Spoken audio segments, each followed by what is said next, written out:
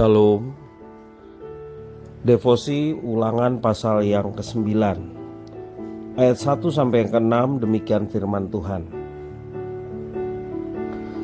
Dengarlah hai orang Israel, engkau akan menyeberangi sungai Yordan pada hari ini untuk memasuki serta menduduki daerah bangsa-bangsa yang lebih besar dan lebih kuat daripadamu, yakni kota-kota besar yang kubu-kubunya sampai ke langit.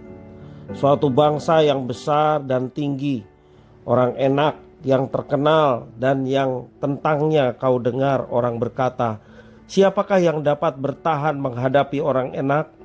Maka ketahuilah pada hari ini bahwa Tuhan Allahmu, dialah yang akan berjalan di depanmu, laksana api yang menghanguskan. Dia akan memunahkan mereka dan dia akan menundukkan mereka di hadapanmu. Demikianlah engkau akan menghalau dan membinasakan mereka dengan segera, seperti yang dijanjikan kepadamu oleh Tuhan. Janganlah engkau berkata dalam hatimu, apabila Tuhan Allahmu telah mengusir mereka dari hadapanmu, karena jasa-jasakulah Tuhan membawa aku masuk menduduki negeri ini. Padahal karena kefasikan bangsa-bangsa itulah Tuhan menghalau mereka dari hadapanmu.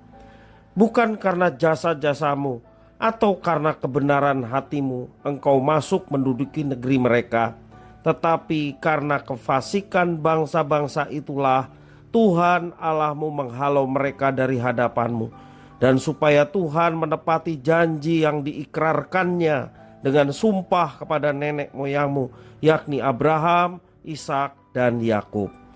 Jadi ketahuilah bahwa bukan karena jasa-jasamu Tuhan Allahmu memberikan kepadamu negeri yang baik itu untuk diduduki. Sesungguhnya engkau bangsa yang tegar tengkuk. Demikian firman Tuhan. Ketika kita mendapat berkat Tuhan, kerap kali tanpa sadar kita merasa lebih beruntung daripada orang lain. Bahkan tidak jarang kita merasa diri kita lebih istimewa di hadapan Tuhan. Akan tetapi bagaimana seharusnya sikap seorang percaya dalam merespon berkat yang diterimanya? Sebelum bangsa Israel memasuki tanah perjanjian, Musa mengingatkan mereka akan keberadaan bangsa-bangsa yang akan mereka hadapi. Peringatan itu diberikan oleh Musa agar mereka sadar bahwa mereka dapat mengalahkan bangsa-bangsa itu bukan semata-mata karena kekuatan dan jasa mereka. Jikalau Tuhan menghalau bangsa-bangsa itu, hal itu bukan karena Tuhan lebih membela bangsa Israel, melainkan karena kefasikan bangsa-bangsa itu di hadapan Tuhan. Musa menekankan bahwa kalaupun bangsa Israel dapat menduduki tanah perjanjian, hal itu merupakan berkat kemurahan Tuhan semata-mata. Tuhanlah yang memberikannya kepada mereka. Tidak ada alasan bagi orang Israel untuk membanggakan diri dan merasa berjasa di hadapan Tuhan. Ketika kita mendapat segala kebaikan dan keberhasilan, kita perlu menyadari bahwa hal itu merupakan berkat kemurahan Tuhan.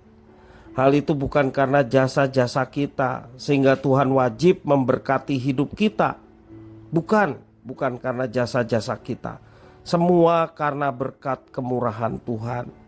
Berkat Tuhan diberikan bukan berdasarkan capaian kita di hadapannya. Bahkan ketika kita selamat dari orang-orang yang bermaksud jahat kepada kita, itu pun karena Tuhan sendiri yang menolong dan menyertai kita. Tuhan akan menumpas orang-orang fasik di sekitar kita karena kefasikan mereka. Bukan karena kita lebih istimewa dibandingkan orang-orang lain. Tuhan yang akan menumpas kefasikan orang-orang di sekitar kita. Dan kita sebagai umat Tuhan, baiklah kita senantiasa dengar-dengaran akan firman-Nya dan melakukan apa yang difirmankannya dalam hidup kita sehari-hari. Itulah porsi yang mesti kita kerjakan. Jadi untuk setiap kebaikan yang kita terima, kita harus mensyukurinya sebagai berkat kemurahan dari Tuhan. Janganlah merendahkan orang-orang di sekitar kita, karena kita merasa lebih dikasihi Tuhan. Namun kita harus menjaga hidup kita agar kita tidak jatuh dari dosa kefasikan seperti yang dilakukan banyak orang. Hendaknya kita juga tidak menjadikan berkat Tuhan itu untuk membandingkan hidup kita dengan orang lain. Mari kita gunakan setiap berkat Tuhan yang dipercayakan untuk kita kelola. Berkat itu kita gunakan semata-mata hanya untuk kemuliaan nama Tuhan. Dan percayalah, barang siapa setia dengan perkara yang kecil, barang siapa setia dengan berkat yang kecil, mungkin dilihat terasa kecil, tetapi kepadanya akan dipercayakan perkara-perkara yang lebih besar, juga berkat-berkat yang lebih besar. Tapi pada saat kita diberikan berkat yang kecil kita tidak setia, jangan berharap kita mendapatkan berkat yang lebih besar dari apa yang sudah Tuhan percayakan. Karena Tuhan hanya mempercayakan kepada mereka-mereka yang melihat semua keberhasilan dan berkat-berkat yang dialami karena anugerah kemurahannya saja. Bukan karena jasa-jasa kita, bukan karena kepandaian dan kehebatan kita. Semua karena anugerah kemurahan Tuhan. Jadi mari kita menjaga hidup kita supaya kita tidak larut dalam kesombongan, merasa bahwa diri kita pintar, merasa bisa segala-galanya, sehingga kita melupakan Tuhan sebagai sumber segala berkat dan keberhasilan bagi kita. Mari kita senantiasa tunduk di hadapan Tuhan dan terus belajar mentaati apa yang diperintahkan Tuhan. Dan percayalah, kalau Tuhan disenangkan, maka Dia yang terus menuntun hidup kita. Bahkan Dia yang siap mencurahkan berkat-berkatnya bagi setiap anak-anaknya yang setia. Tuhan Yesus memberkati.